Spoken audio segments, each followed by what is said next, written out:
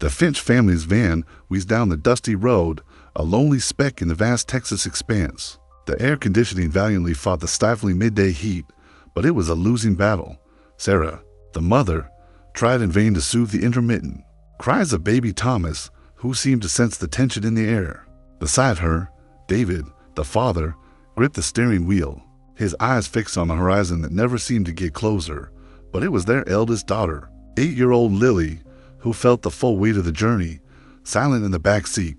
Her big brown eyes absorbed the arid landscape, her small body tense, the city, the bustling life. All of it was behind them now. They sought peace, fresh air, a new beginning on a secluded ranch. The house appeared suddenly, like a ghost from the past, an old wooden structure, weathered by time and the relentless sun, yet still imposing. A wide porch invited rest, and gnarled trees offered the promise of shade. The monotonous chirping of crickets was the only sound, lulling them into the false quiet of the place. For Sarah and David, it was the perfect image of a rural sanctuary. For Lily, however, something was wrong. A subtle darkness seemed to emanate from the very walls of the old house, a premonition that squeezed her chest taut as David unloaded the last boxes. His muscles already aching from the trip, Lily wasted no time. With small, curious steps, she began to explore her new home. The smell of dust and something musty hung in the air, a fragrance of time and abandonment. The living room, with its imposing fireplace, seemed to invite her to curl up, but her feet instinctively led her to the kitchen, and then to a heavy, old wooden door, almost hidden behind the pantry. She knew what it was, even before she saw the rusty latch. A basement. David had been clear about the basement. It's a dark place, honey, full of old stuff and dust. There's nothing interesting down there. Best not to go near it. The prohibition, of course, only fueled Lily's curiosity. The door was locked, which only intensified her desire to discover what lay behind it.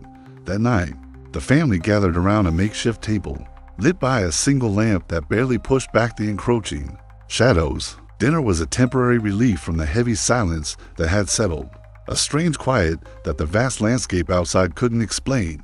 David tried to lighten the mood with jokes, but the laughter was forced, dissipating quickly into the dense air. Baby Thomas, thankfully, slept soundly in his crib, oblivious to the unsettling aura that seemed to envelop the house. Lily, however, couldn't shake the thought of the basement. As her parents retired, exhausted, she slipped out of bed. Sleep wouldn't come. Guided by an irresistible force, Lily found herself once again before the forbidden door. To her surprise, the latch was unlocked. The old wood groaned with a mournful creak as she pushed it open, revealing a steep staircase that descended into absolute darkness. The air down there was dense, cold, and carried a strange odor, a mixture of damp earth, iron, and something more, something indescribable and ancient that seemed to pull her into the unknown. Her father's phone flashlight, which she had borrowed, cast a trembling beam that barely pierced the blackness of the abyss. Cobwebs, thick as old curtains, swayed with every breath of the still air. Dusty boxes were piled in forgotten corners, and sheet-covered furniture looked like silent ghosts. But what truly caught Lily's attention, almost with a magnetic force, was a small wooden table in the darkest corner of the basement. On it, alone, lay a book. It was no ordinary book. It was thick, with a dark, aged leather cover and rusty metal clasps. There seemed to be no title, only strange symbols etched into its surface. Symbols Lily had never seen before, but which seemed to writhe and shift under the faint glow of the flashlight. David had mentioned a book, a dark warning echoing in her mind. Don't touch that book, Lily. It's old and fragile. It must never be opened. The prohibition, of course, only made the object even more irresistible.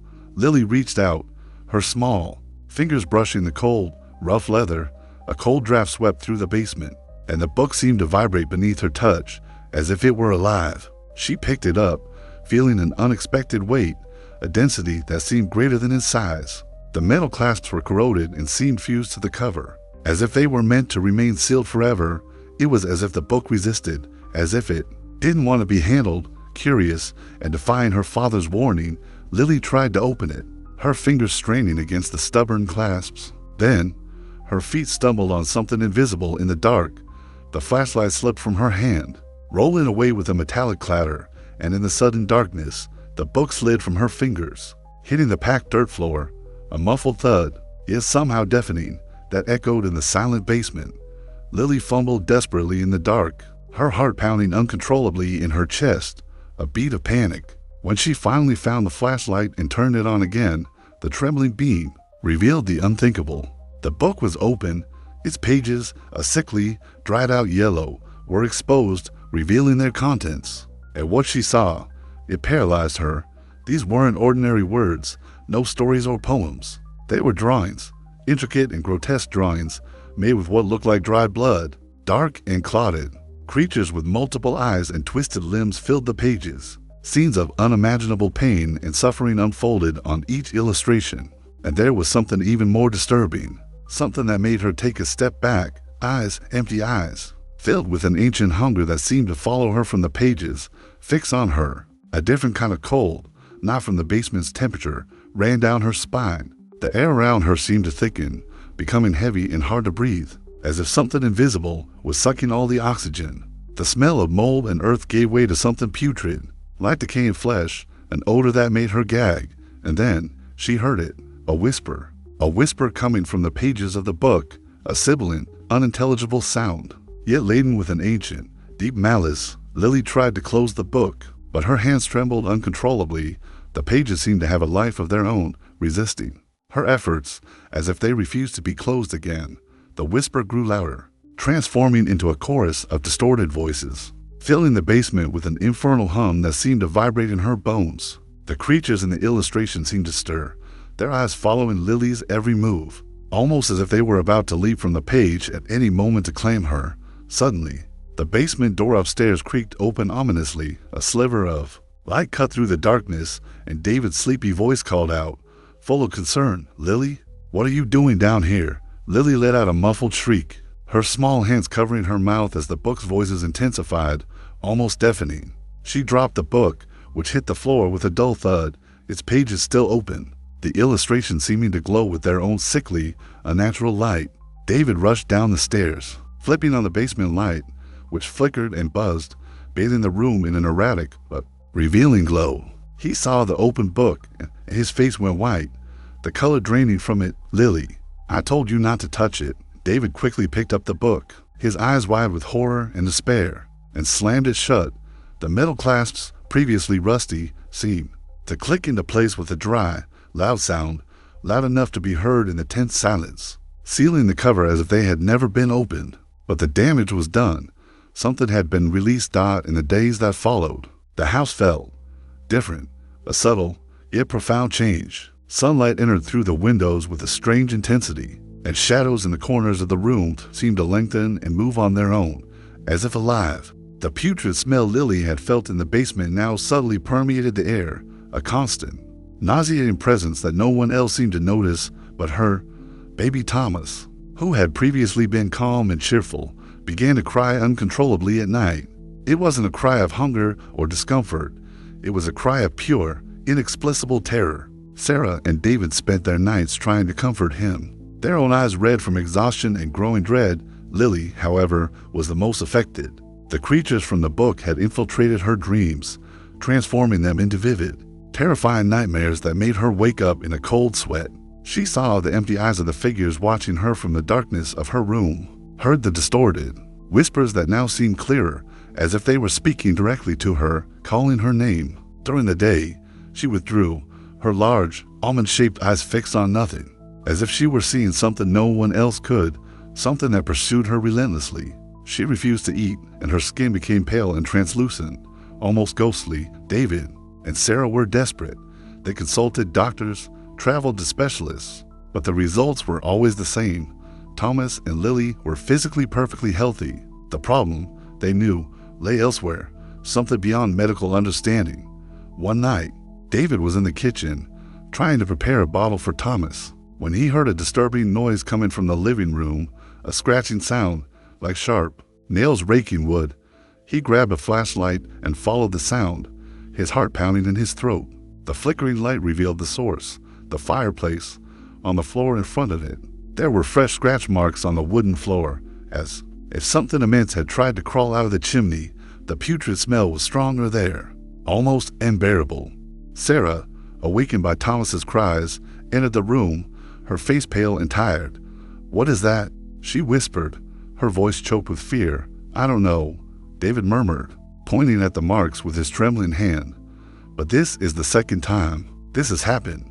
Last week, there were similar scratches on the bedroom mirror. Suddenly, Thomas stopped crying.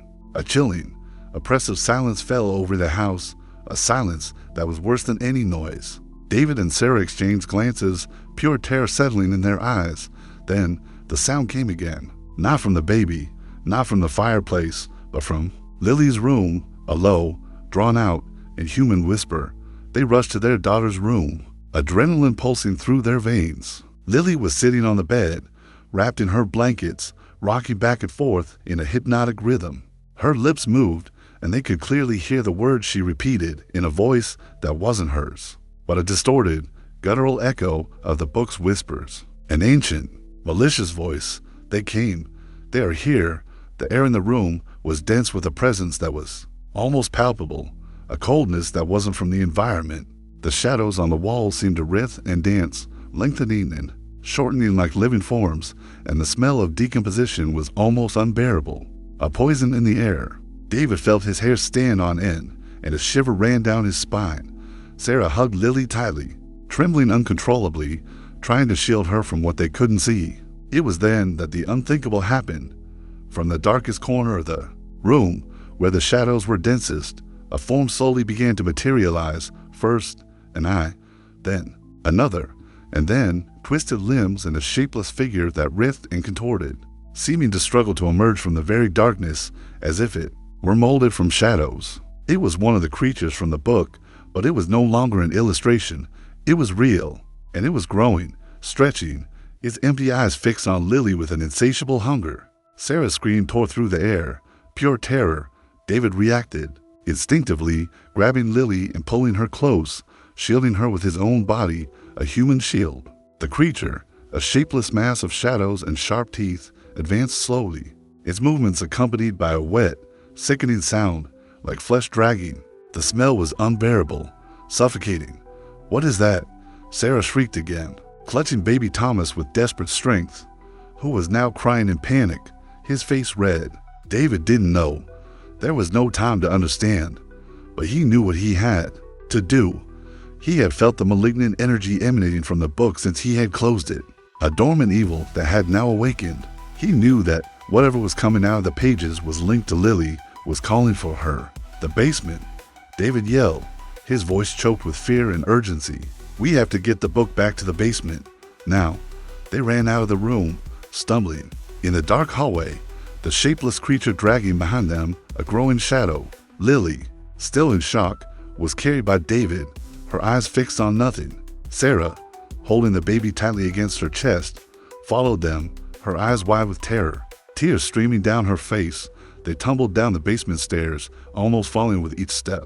The basement looking like an even darker, deeper abyss, an open maw to hell. With each step, the putrid smell intensified, suffocating them, and the distorted whispers resonated in their minds, increasing their dread, turning into silent screams. Finally, they reached the packed dirt floor of the basement. David knelt desperately, his fingers fumbling for the book in the darkness. The creature was almost upon them, its shadow covering the wall, its empty eyes fixed on Lily. The prey it so desperately desired died when David finally grabbed the book, a faint, almost invisible, but perceptible light began to emanate from it. Not a warm light, but a cold, pale, sickly glow. The voices intensified, a chorus of agony and fury that seemed to come from millions of throats. The creature flinched for a moment, as if in pain, but then advanced again. Propelled by its ancient hunger, Sarah let out a scream, pulling Thomas closer, almost crushing him. David knew there was no time. He had to seal the book. Somehow, he had to reverse what Lily had done, before it was too late. He held the book, his fingers trembling over the rusty, yet stubborn clasps. Then, something happened. It wasn't David who closed the book. It was Lily, with a strength that didn't seem to be her own, a supernatural determination.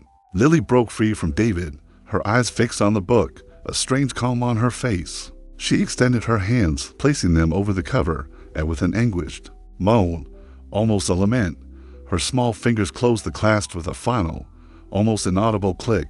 Yet with a terrible resonance, the instant the book closed, a shockwave violently reverberated through the basement. The pale light from the book intensified for a moment, glowing like a beacon of pain, and then completely extinguished. The putrid smell vanished, evaporating as if it had never existed. The whispers, the screams, the infernal hum, everything ceased.